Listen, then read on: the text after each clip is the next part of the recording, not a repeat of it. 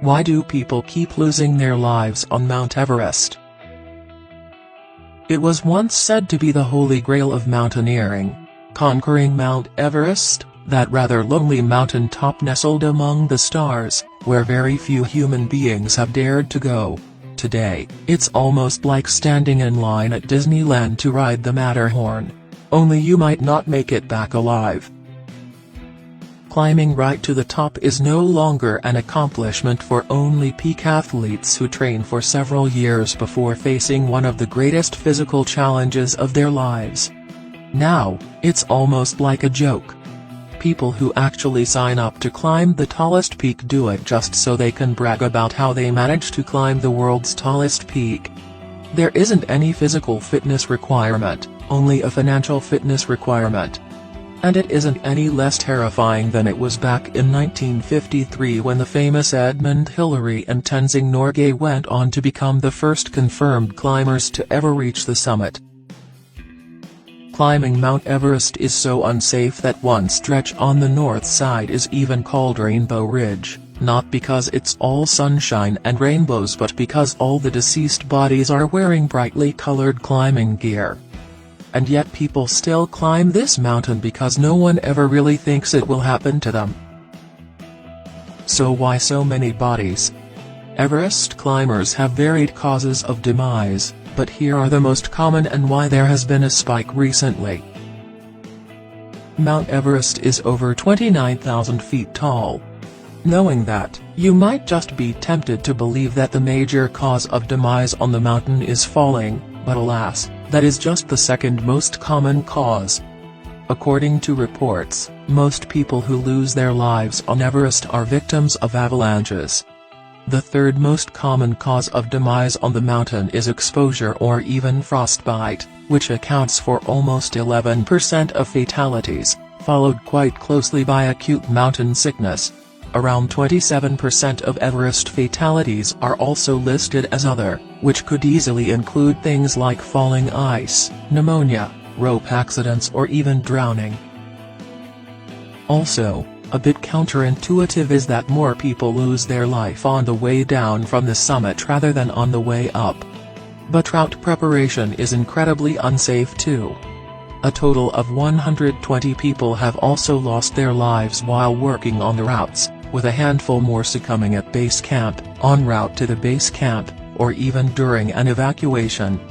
So really, the moral of the story is that you're not safe anywhere on Mount Everest. Mount Everest is also one of the most remote locations on the planet. Depending on how you actually measure it, it is the world's tallest peak, and it is also one of the planet's greatest physical challenges.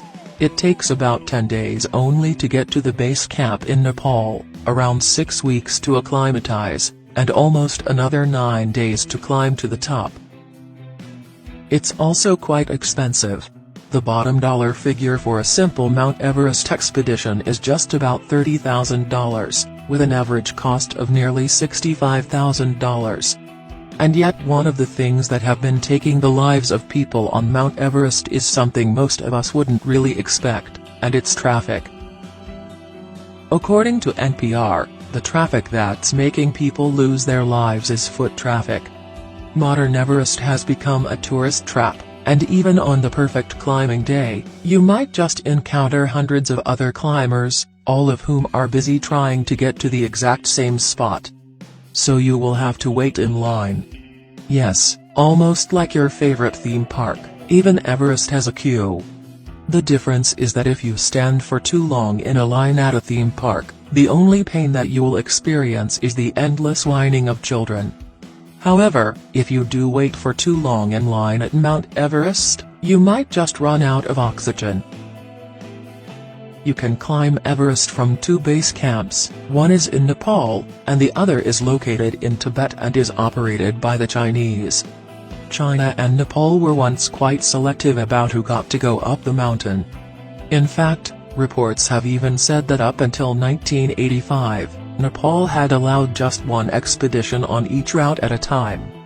But Nepal is not a very wealthy nation, and a single climbing permit easily costs $11,000. That represents a very significant income for Nepal.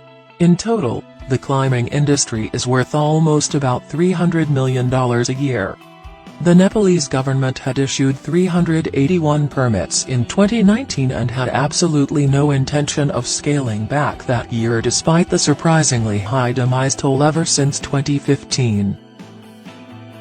No matter how hard you train or even how physically fit you are, once you do reach a particular elevation, it gets incredibly tough, and you still have about 4,000 feet to go.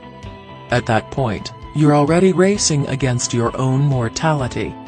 In fact, that last 4,000 feet is called the demise zone because it's where several climbers lose their lives.